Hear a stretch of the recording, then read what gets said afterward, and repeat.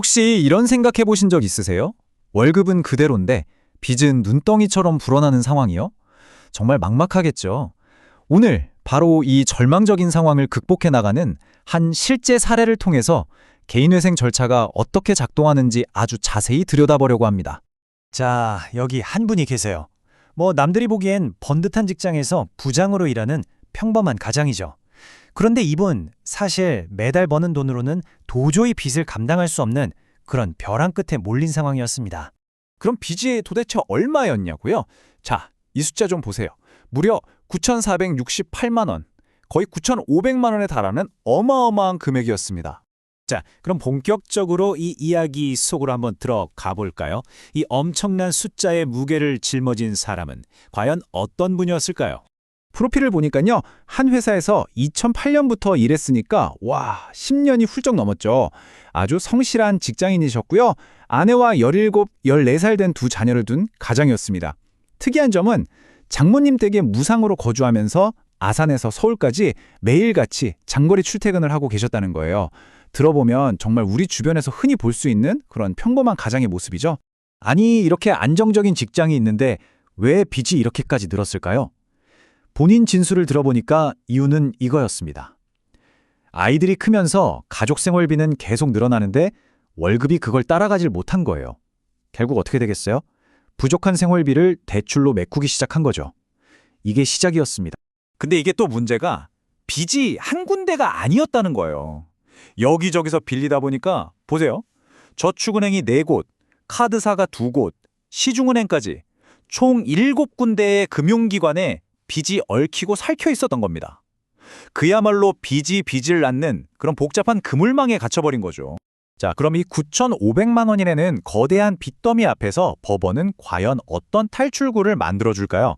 이 해법을 찾아가는 계산 과정을 지금부터 저랑 같이 한번 차근차근 따라가 보시죠.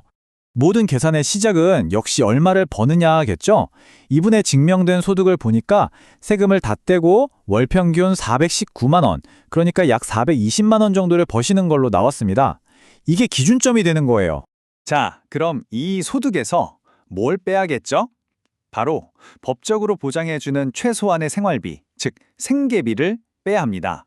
법원이 이분의 생계비를 계산할 때 그냥 3인 가구 기준만 본 게 아니에요. 아까 아산에서 서울까지 출퇴근한다고 했잖아요. 이 장거리 통근 비용까지 추가로 인정해줬습니다. 이게 진짜 중요한 포인트거든요. 그래서 최종적으로 인정된 보호생계비가 약 328만 원이 된 겁니다. 자, 이제 계산은 아주 간단해졌습니다. 아까 그 월소득에서 방금 계산된 이 생계비를 빼면 되는 거죠. 그렇게 해서 나온 금액이 얼마냐? 바로 한 달에 약 91만 6천 원. 이 돈이 바로 법적으로 빚 갚는 데 쓸 수 있는 돈, 즉 가용소득이 되는 겁니다. 좋습니다. 그럼 이제 매달 이 91만 6천 원씩 갚아 나간다는 계획이 나왔어요. 과연 이 계획이 구체적으로 어떤 결과를 가져올지 법원이 최종적으로 승인한 변제 계획안을 한번 자세히 뜯어보겠습니다. 계획을 보면 앞으로 10년, 그러니까 총 36개월 동안 매달 꾸준히 돈을 갚아 나가야 해요. 2025년 12월에 시작해서 2028년 11월에 끝나는 정말 쉽지 않은 여정이 시작되는 거죠. 자, 여기서 아주 흥미로운 부분이 나옵니다. 이 표를 잘 보세요. 매달 91만 6천 원씩 36개월을 갚으면 총 변제액이 약 3,300만 원이거든요. 근데 원래 빚이 9,500만 원이었잖아요. 그러니까 원금의 35%만 갚는 셈입니다. 더 놀라운 건 뭔지 아세요? 그동안 불어났을 이자는 전액 100% 탕감된다는 겁니다. 아니, 잠깐만요. 그럼 당연히 이런 질문이 나오죠. 돈 빌려준 사람들, 그러니까 채권자들은 왜 여기에 동의를 하죠? 자기들이 빌려준 원금도 다 못 받는데 이거 완전 손해보는 장사 아닌가요? 그 해답이 바로 여기에 있습니다. 이 두 가지 시나리오를 비교해보면 답이 아주 명확해져요. 채권자 입장에서 어떤 선택이 더 나은지 한번 따져보자고요. 이런 말이 딱 맞을 것 같아요. 거위를 당장 헐값에 파는 것보다 3년간 황금알을 받는 게 낫다. 이게 바로 법에서 말하는 청산가치 보장의 원칙이라는 겁니다.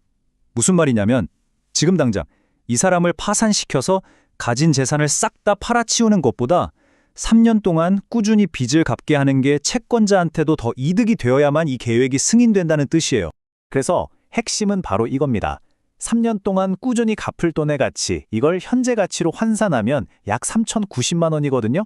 근데 지금 당장 이 사람 재산을 다 팔아봤자 1,270만 원밖에 안 나와요. 계산이 딱 나오죠. 3년 플랜이 청산 가치의 2배가 넘게 이득인 겁니다. 그러니까 채권자 입장에서도 이게 최선의 선택인 거예요. 자, 그럼 이제 마지막으로 이 모든 복잡한 법적, 재정적 절차가 이 이야기의 주인공, 한 개인의 삶에 과연 어떤 의미를 갖게 되는지 정리해 보겠습니다. 물론 앞으로 3년 동안은 법원이 정해준 빠듯한 예산으로 살아야 하니까 정말 힘든 여정이 될 겁니다. 하지만 중요한 건 이건 끝이 보이는 길이라는 거죠. 매달 91만 6천 원이라는 명확한 목표를 향해 36번을 갚고 나면 남은 빚 약 6,200만 원은 법적으로 완전히 사라집니다. 그리고 마침내 새로운 출발을 할 수 있는 기회를 얻게 되는 거죠. 결국 이 사례를 통해 우리가 꼭 기억해야 할 점은 개인회생이라는 제도가 단순히 빚을 없애주고 끝내는 빚잔치가 아니라는 사실입니다. 채무자에게는 재기의 기회를 주고 채권자에게는 손실을 최소화하는, 그러니까 모두에게 가장 생산적인 해결책을 찾아서 한 사람의 경제적 삶을 다시 일으켜 세우는데 진짜 목적이 있는 거죠. 그리고 이 사례는 우리 사회 전체에 이런 질문을 던집니다. 성실하게 살았지만 어쩔 수 없이 재정적 실패를 겪은 사람에게 우리 사회는 어디까지 손을 내밀어 줘야 할까요? 개인의 책임과 사회적 안전망, 그 균형점은 과연 어디에 있어야 할까요? 한 번쯤 깊이 생각해 볼 문제입니다.